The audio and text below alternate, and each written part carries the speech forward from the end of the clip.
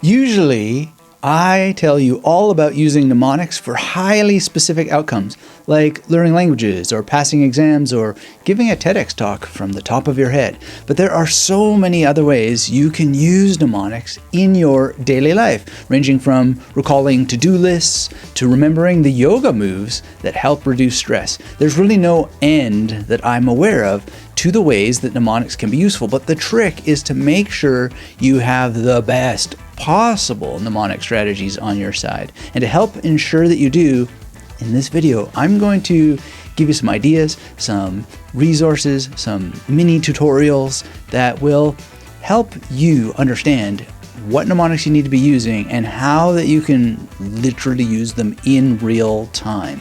And I put a lot of love into teaching the art of memory over the years, and it's really all thanks to the many people who have visited my blog, this channel, on the YouTubes, the podcast if you listen, and there's been a treasure trove of material thanks to the people who have supported the work, who have asked many great questions, who have shared their feedback after completing things like the Magnetic Memory Method Masterclass or any of my books, even some of my wild experiments like the Memory Detective novel and so forth.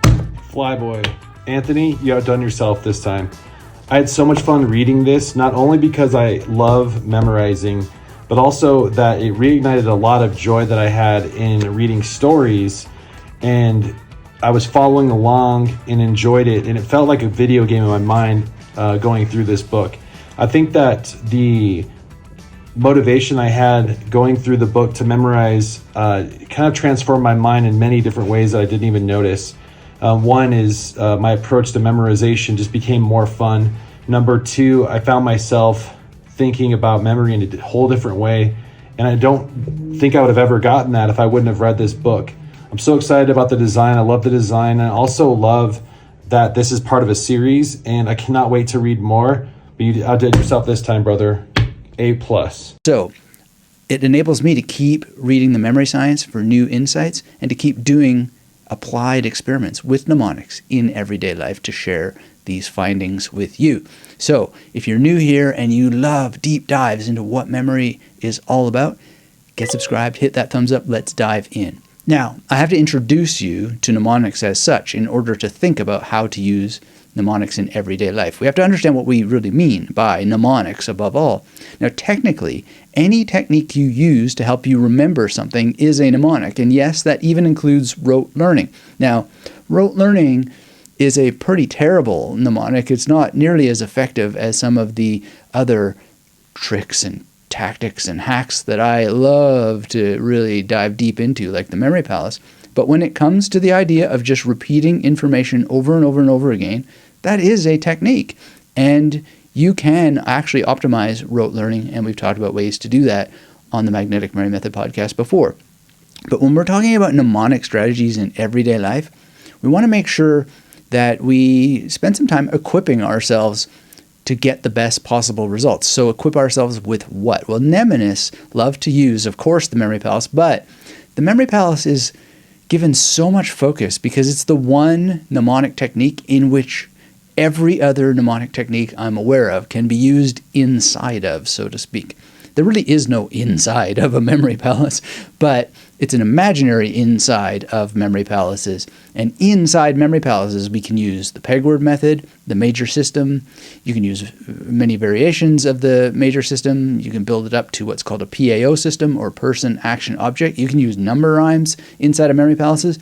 And you can use rote learning inside of memory palaces, but we optimize the repetition using what I sometimes call recall rehearsal, or what scientists call spaced repetition, and that's based on certain principles like primacy effect, recency effect, serial positioning effect, and all kinds of cool scientific terms that you can memorize yourself if you have these techniques. So the memory palace getting so much focus is not just because you can use all those other techniques inside of memory palaces, but also because we live inside of space. And something about information is inherently spatial. So when we talk about mnemonic techniques like using the peg word method, for example, well, a peg word is just simply made out of letters, and each letter is visual, and the letter A has a certain spatial component to it. So this is really, really important to understand, and I'll give you some examples of this as we go forward. But the key thing is that you want to have these techniques going so that you can use them in everyday life. And the more that you have them working in tandem, the more you'll be able to engage in holistic learning.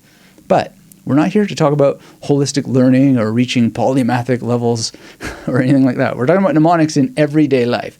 So build those techniques for yourself, develop those skills, and as we go through the different ways you can use them in your daily life, imagine just how much time you're going to save if you can use the memory techniques, and imagine how good it's going to feel. Because there is a little bit of effort involved, of course, but there's nothing fickle at all about even the simplest uses of memory techniques like number rhymes. Far from it. When you're using memory techniques for just the simplest things, you're getting neurobic benefits, you're getting brain exercise, and you're exercising exactly what you want, the skills of memory. So the simplest thing that I think all of us can do, except for me because I don't drive, is just to remember where you parked. But even recently I was with a friend, Nick, he came, visited, and we went to a shopping center, and I was able to use parking mnemonics, so to speak, in an everyday sense. Because nothing's worse than walking around a parking lot going, where did we park? This wastes so much time that you could spend doing fun things and being more connected with the people that you're going to places with. And so if you have a peg word system and a number system and a memory palace understanding, well, every parking space will help you remember itself to your mind. So as soon as you park, just simply apply mnemonics to help you remember the name of the spot and the level. It really only takes a second of time, and it reduces so much stress from life. So let's say you park in B7 on level 2. Well, if you have a peg word system going, you have an image for each letter of the alphabet, and for each number, you also have an image thanks to having a number system. So you're just turning the space into an impromptu memory palace. So let's say it's B7. I would use Batman for B and a boomerang for 7. And a boomerang for 7 in this case, because 7 kind of looks like a boomerang if you think about it. Now, that might not be the right image for you, but it's just a simple image for 7. And you could come up with a hockey stick or upside down or, whatever works for you. But the idea is to place these images on a parking spot. And then let's say it's on the second level, I could use a swan for 2 because 2 kind of looks like a swan. So now it's really quite easy to remember B7 on level 2. And you're placing these images literally where it matters in the parking garage. And, to help people learn this and just see how that it works, I have this take place in one of my memory detective novels, Flyboy. Detective Williams uses the technique after he's parking at the Vancouver Public Library where he's investigating a crime. And it's just a very, very simple thing, but it's a way to be engaged in the world and actually remember something that saves you a lot of time and stress. And again, it lets you be more connected with the people that you're involved with. Now, there's a kind of joke in the memory community if you're really deep into all the books that are out there, and I have to mention Aaron Katz's Where Did Noah Park the Ark? He literally went out of his way to name his book, Where Did Noah Park the Ark? To make reference to this very, very simple but ancient possibility. And these techniques have been around like this for that long. They're literally ancient. So now that you know this, you just never have to lose track of your vehicle again.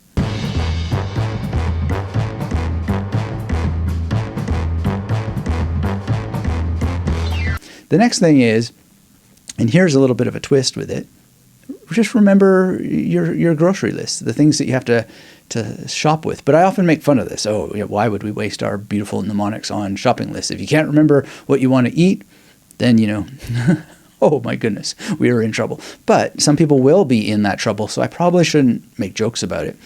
The way that I would suggest that you push this everyday use of mnemonics to the next level is to memorize the shopping list in a different language. But the cool thing is, if you're new to memory techniques and you want to work on shopping lists, you can use a very simple technique without even using a memory palace called the linking method. And ultimately, the memory palace is a linking method itself. It's a linking system where if you're at B7 in the shopping center, Well, B7 links to B6, and B6 links to B5, etc. So I don't know why we don't think more about how memory palaces are linking systems, but they are. But you can do this without linking spatially, so to speak. Like if you have to pick up lettuce, salmon, cheese, and eggs at the store, to make the list memorable with just linking in a sort of abstract way, you just have these items interact with one another, and the interaction provides the link between them. So a head of lettuce with enormous teeth biting a salmon. The salmon freaks out, drops a mountain of cheese onto some eggs, and the eggs crack horribly, spreading yolk all over the place. But that's where having a memory palace is useful, because the place that the yolk spreads all over can give you a reference point back to where you need to think in case that the links aren't strong enough to bring back the narrative that helps you remember the entire list. So there's a lot more into linking. There's a way to make the stories a lot stronger, and I've written about the story method on my blog if you want to look that up. But as, again, a repetition of what I've already said, if you really want to get a better workout, remember any kind of list like this in another language. Whether you're actually learning the language or not, just give yourself that opportunity to stretch and grow, and it will do great things for your brain.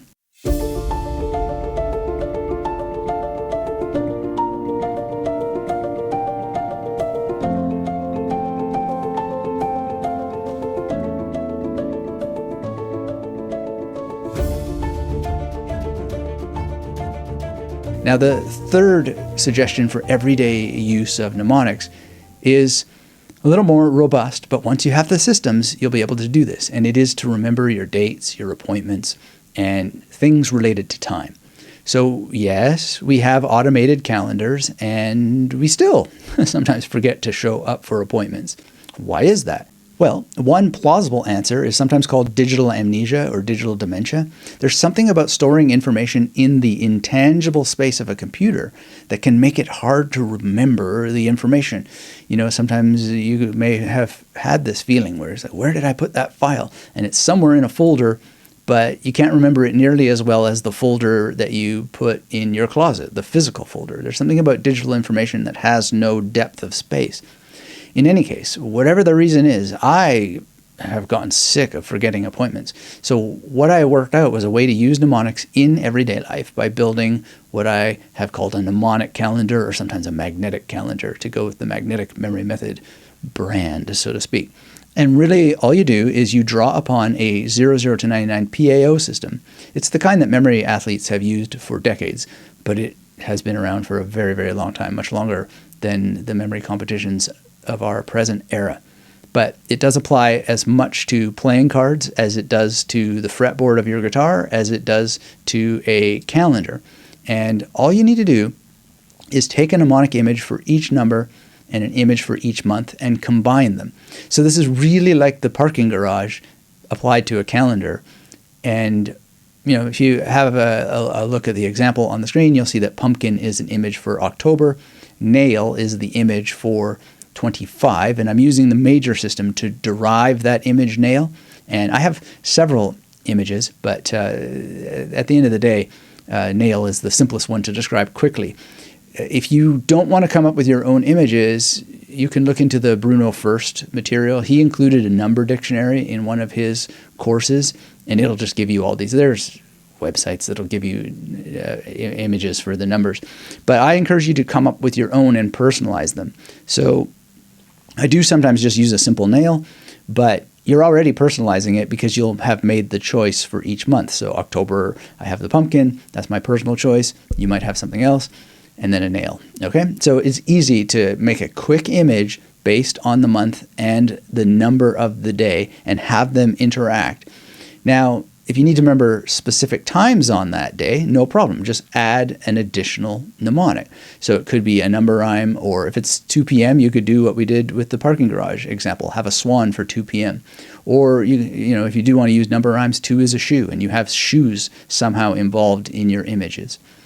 You can do the calendar for things beyond just remembering appointments, what day and time you have to do things. You can have when you have to maintain your car, when assignment deadlines are due, all kinds of things that relate to what's coming up, even financial management, preparation for specific anniversaries. Now, this is a little bit more robust, of course. It requires a bit more of a setup, but it is worth it. And of course, it has broader applications. And so one of these specific applications is things like remembering recipes and amounts, which you can do every day.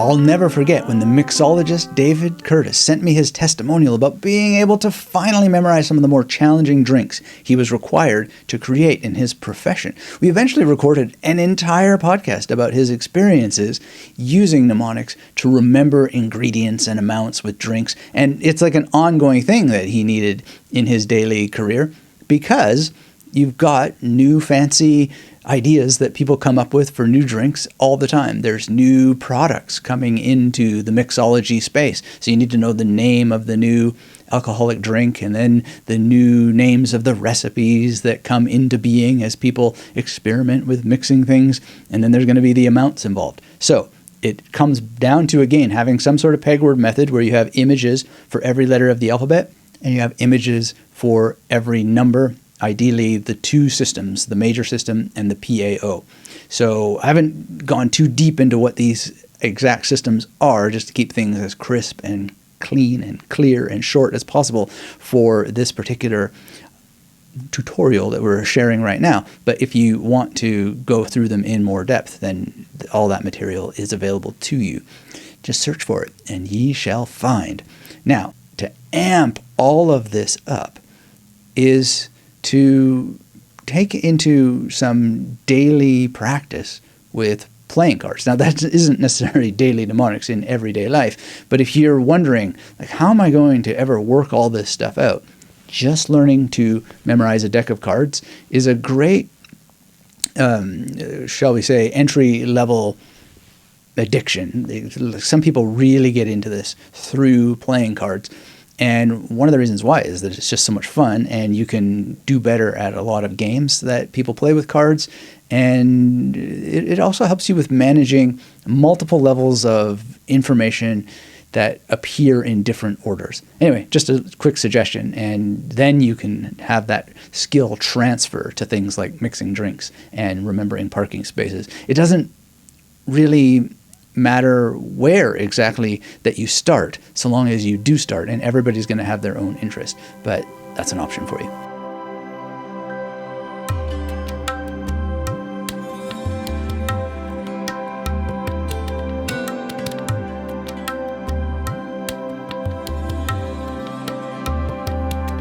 Now, another everyday exercise and application is exercise itself. I'll never forget the first time I learned about the set of yoga movements that improve your memory. And I instantly knew I had to learn them all and start putting them into my daily practice, and especially because they also help improve concentration. So, I've had to heal certain injuries and so forth, and ignorance is definitely not bliss when you're trying to release tension in your rhomboids, that's for sure. So when you have to remember all kinds of movements, the names of the movements, well, you can use mnemonics. In fact, one of Australia's best memory champions historically, Anastasia Wolmer, she's a professional dancer. Her TEDx talk incorporates dance. She's been on the Magnetic Memory Method podcast twice. The first time we talked a lot about using dance moves as part of mnemonics, but you can also use mnemonics to remember dance moves or yoga moves, etc. And, I found that personal trainers use tons of specific terminology. They use a lot of acronyms, and mnemonics are perfect for remembering them. And scientists have shown that acronyms are very, very good for specialized learning tasks, and using mnemonics to remember the acronyms has been shown to work especially well in the context of these highly specialized learning tasks. And in the memory science, we would say that that's probably coming from what's called either state-dependent or context-dependent memory. So whenever things are somehow related within a context, you tend to get an additional memory boost. So that's a very, very good thing, because acronyms come up all the time. And when you focus and study deep topics and you develop knowledge within categories, you're going to get memory boosts that just happen on an everyday level already. And that's something that I think is a challenge in our modern era. A lot of people are opening up multiple tabs and they're just skipping between things. They're becoming not even jacks of all trades, and definitely not master of none, because they're just flipping all the time between tabs and never focusing on any individual thing. So use memory techniques, not just for everyday things like we're talking about today, but to focus on very, very narrow fields of knowledge and really learn to master them with depth over time. And that's one thing that memory training can help you do, especially if you do things like focus on a deck of cards a day or something like that. It'll really help you train yourself to focus within a particular category of activity. Now, back to everyday techniques and tasks and things you can do with mnemonics. Remembering the names of new people. Now, when I say new people, I don't just mean the names that I do when I do demonstrations for memorizing people at business events, etc. Quickly being able to go through 30, 40, 50 people, it's just amazing. But every day, though, I don't do that. So where do I encounter names every day? Where do you encounter names every day? Well, actors, musicians, authors, politicians, if you can stomach them, every single day, right? It's tremendously useful to be able to grab those names and remember them. And usually the way we do this is we just use the name of a person that we already know and mentally attach it to the new person we need to remember. So Adam, I would just think of a famous celebrity like Adam Sandler if I meet a new Adam, and then link the two people together.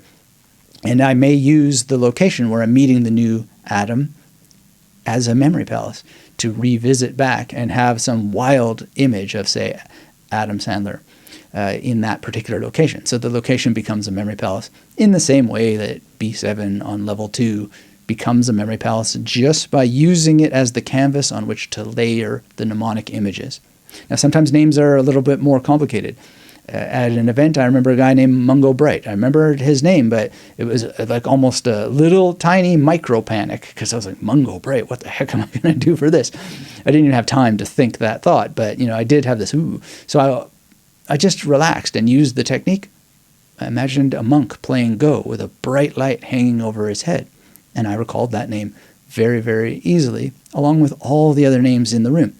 So whether you're at an event and you're doing a demonstration or you're memorizing names in books, the trick is to just break the name down into syllables like I did with Mungo. I turned it into monk and the game Go. And the sooner you start practicing this, the faster you'll be able to do it just while you're reading. It's tremendously useful. And all the more so when you're a reader and you have more time to pause and think about what your mnemonics are going to be. Now, if you have your number systems down, you can also turn the page numbers into images so you can link the page number to the name that you're memorizing. So let's say it's page 79. My image for 79 is often Captain Crunch. And let's say the name of the author is, I don't know, Meister Eckhart or something. This is actually in a book that I've done this with. Well, now I just link Eckhart Tolle with the image for Captain Crunch, and now I can go and look back at what was being said in that book.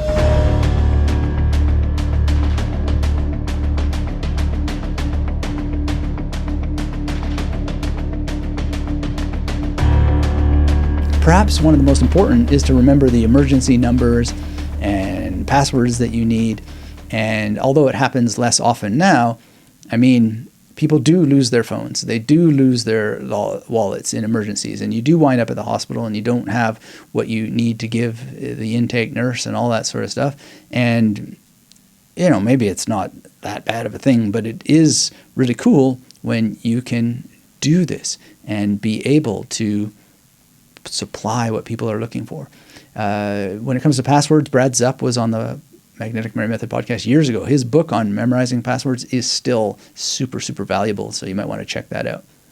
And then, of course, I made a joke about being able to stomach politicians. Well, right or wrong, it is good to keep up with daily news events Just about everyone's got an opinion on contemporary things that are going on, the conflicts, the issues. And if you dislike losing debates due to poor memory, it really does pay to commit details from the news on an ongoing basis. Not to pound your opponent into the ground. Please don't do that. But just establish your case, and it will make you a good debater. And, you know, all of these things combine and they compound, where you can say the name of the newspaper, the name of the journalist, the date that you read that information on. It gives you personal fulfillment because you connect the dots as you think reflectively about the longer stretches of your personal time here on Earth, and you're able to do it every day as you use mnemonics. And all news events are composed exactly of names, words, dates, and numbers are just the names that we give to symbols and the concept of number, etc. So you can weave it all together and keep track of things that are going on in the world. The only thing you got to really consider is how you're going to overcome the obstacles of really time. That's a major objection that people have. They say, you know, how am I going to find all the time to learn the techniques in the first place? And really, I think, well, you know, you've got to be able to change a bit of the attitude and put aside all of the distractions that one chooses. You know, a lot of people just want to be distracted and they doom scroll and all that sort of stuff. Deck of card practice will take you away from the device, give you some digital fasting. It'll really, really help. So you got to prioritize it, and you got to want it at a certain level. Another objection that people have with this is they think they're not visual enough to use memory techniques. Well, I can tell you, I don't have time to use memory techniques visually. Mungo Bright, I mean, I say, oh, I saw this image and so forth. It's not really that. I mean, it's just, I know it's confusing because memory teachers, we always say, get an image in your mind, see a picture, visualize, etc. But that's not really quite right. Let's not go off the deep end into mental imagery and what it is and how it works. But if you want, I've got a video on mental imagery and a podcast and an article all about it. The science is quite clear. Mental imagery is not at all about seeing images. So if you're turning the image part into an obstacle, how do I say this gently? It's just factually wrong that memory techniques are visual. And it's just a quirk of our language that we say, oh, the image has to pop, etc. It's more like it's logical rather than visual. And this has been going on in the history for a long time. So I've talked about this with Ars Combinatoria. I've talked about it with the memory wheels. You have resources in abundance, which kind of comes back to the time issue. And, you know, there's so much to be said about time, but this is the memory channel as opposed to the time management channel. So let me focus on one last objection that I think is a concern for a lot of people, which is, you know, I don't want a jumble of weird images that are not images in my mind. It's a fair concern, especially since so many of us have to use the words images and association. And we often talk about making them wild and strange. You know, so it's not just Batman with a boomerang necessarily, but Batman with a boomerang, and he's really whipping it at that swan, and the swan explodes so that you help yourself remember B7 too. And so people just, I just don't want that stuff in my head. Well, I don't know necessarily what to suggest, because in the beginning I had to have things that rigorously strange and wild and wonderful in order for those associations to trigger recall. And if you go back in the deep history, I mean, Tyson Yunkaporta was on the podcast one time. He wrote Sand Talk. He talks about some very bodily senses of how memory was established that I'd rather not repeat right now. But if you read Sand Talk, you'll see what I mean. I mean, it's just really brutal, or at least it feels and seems that way to me. But it's there. It's part of the mnemonic tradition. What I will say, though, is if you get deeper into it, there is a principle that I teach called cave cogs, which is kinesthetic, auditory, visual, emotional, conceptual, olfactory, gustatory, and spatial ways of using mnemonics. In the Magnetic Memory Method Masterclass, I go even deeper. There's 28 magnetic modes in all, and it is perfectly okay to not use crazy, wild images. And even if they are crazy and wild, they fall away anyway. And I talk about this problem a little bit deeper in the victorious mind. And it really just is not a non-issue, you know. Some people have religious beliefs that they don't want to dishonor their creator and so forth. And I just think, well, okay, I mean, you don't have to use mnemonics. Nobody says that you did. But thinking of where Noah parked the ark, I mean, God says he put a rainbow in the sky to remind himself not to, you know, flood the earth anymore and punish humans for their sins. So God uses mnemonics, you know, why can't we? At least as far as that story goes. And, you know, he has had time to make more floods, and so this all comes back to the objection of not having enough time, right? You do have time, and really it just comes down to the difference between interest and desire. The question is, where do you get interest and desire? Well, so many of us get into this world of memory techniques not for everyday uses, but we get into it because we have a problem to solve. We have to pass an exam, for example, which is what happened to me in university. I had to get through my field exams, and I wasn't sure how I was going to do it, and I was just very lucky that I found mnemonics. And, you know, Michael Wilde, he sent me a wonderful little video showing how he used the memory techniques for passing one of his exams. So let me share that with you now because it inspires me, and I know you'll get some great insights into it. And this can help provide you a means of getting into having mnemonic systems so that you can use them in your everyday life. Hey, Anthony, it's Michael. I wanted to personally thank you for all that you have done, the memory techniques. I really strived on using them this time, and they've worked drastically. And this is my first time that it worked so effectively with my home as the memory palace and using 9 locations for me getting my hazardous materials endorsements for my CDLs. And I used 8 of those same locations for a hazardous material table. So I was used the rules of 3 that you talked about, and right here is my second location, my dining room. So carport was 1, dining room, then kitchen, spare bathroom, my bathroom, my bedroom, spare bedroom, living room, and porch. So I used those locations and I made notes. So as you see here, here's my loading corrosives, and it's talking about, you know, different divisions, 1.4, and here's my hazardous materials table, and I used 8 of those locations to put those in. And I remember this also, and say like this one, my rules of 3 plus A and W was one side, and then DIG was the other side. And also I used, you know, try to make things silly, like 49 CFR 172.101. So I try to use a major method along with something silly, and I try to use the PAO also for the CFR. So a rope around Chris Rock while he is fighting rats and earns tokens in the shape of toast. So I try to make it silly, and I've made several notes, and then I try to break them down even further, making their own sheets and try to make more notes.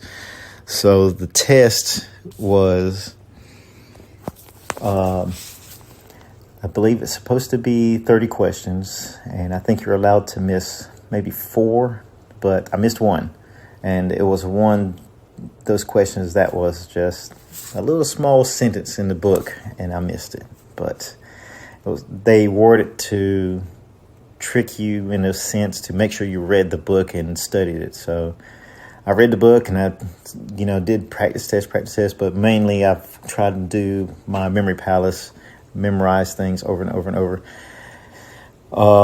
But almost every single location had a rule of 3 in it, if not, you know, close to it. But thank you so much, and I wanted to just give you this report that I passed this morning, And so I should be getting my TSA approval pretty soon, waiting on that so I can go ahead and get my license showing my hazardous materials endorsement and my tankers. A couple weeks ago I took that, passed it also, of course. Otherwise, I would say that I was going for it. But thank you so much, and I'm looking forward to doing more with memory method techniques and using memory palaces and learning more as much as I can. So thank you, and I'm ready for more. So I hope you have more out there that I can soak up from you. I hope you have a good day or good night or whatever time it is over there. Talk to you later. Bye. Inspiring, isn't it? I absolutely love that, and thank Michael very much for sending that. I'd love to see your stories as well if you care to share and help grow the Magnetic Memory Method mission. Now, what you should know is that when it comes to getting oneself to do things, everybody has their struggles. I have my struggles, and one thing that has really helped me in order to get things done is to use journaling in a particular way. And when it comes to finding that time, I've had to go through periods where I journaled in a particular way to write down what I was doing and when I was doing it, by way of making it very, very difficult to waste time on doom scrolling or social media platforms, etc. So literally all I did is just write down the start time and the end time of certain tasks. And you can call this descriptive or proscriptive time journaling. And it's a technique that just helps you see where your time goes. And it makes it very difficult to write down, okay, I'm starting to waste my time on some social media platform now, and then end time when you stop wasting your time on it, So it winds up making it very unattractive to do those things. And your everyday life will just get better and better when you can see at the end of the day where your time went to. You'll remember where it went to because you wrote it down, and you'll have more focus and intention with it. So one suggested exercise for you, if you want, is over the next 90 days, write down when you start working on a system for a deck of cards or working on a number system for using a magnetic calendar, and then write down the end time when you stop working on it.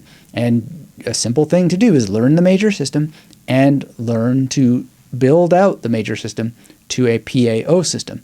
And by the end of this exercise, you'll have images for every number from 00 to 99, and you'll be able to use the mnemonic calendar. And you'll weed out the distractions just simply by having a journal that tracks the time that you're spending on it. And it is wonderful, wonderful, wonderful. And you can do the same thing for building your first Memory Palace network. Now, if you need more help with the Memory Palace network, go to magneticmemorymethod.com/YT. Get my free course there. And it has 4 video lessons and some worksheets that you can fill out. Makes it as simple as possible for you to understand what to do and how to do it, to have the most vibrant and, as I like to say, magnetic memory palaces, so that you can actually use them. Because if they're not well formed in the first place, you're going to waste unnecessary time experimenting on your own to figure out the principles that make them faster to use, make them so much more robust from the get-go. And then you're able to apply them much, much more quickly to not only everyday mnemonic uses, but big learning goals like passing exams and so forth. So location-based mnemonics, which is what the Memory Palace is, it can turn every surface in your life, including calendars, into a mnemonic tool. And when you start using these techniques, everything becomes much more memorable and life becomes so much more interesting. So what do you say? Are you ready to start incorporating mnemonics into your everyday life? I sure hope so. And if you want to continue right now and learn more about this 00 to 99 PAO system, go ahead and watch my video on the PAO system next, or visit it on my blog. Thanks again, and until we have a chance to speak again, let's do this thing and keep yourself magnetic.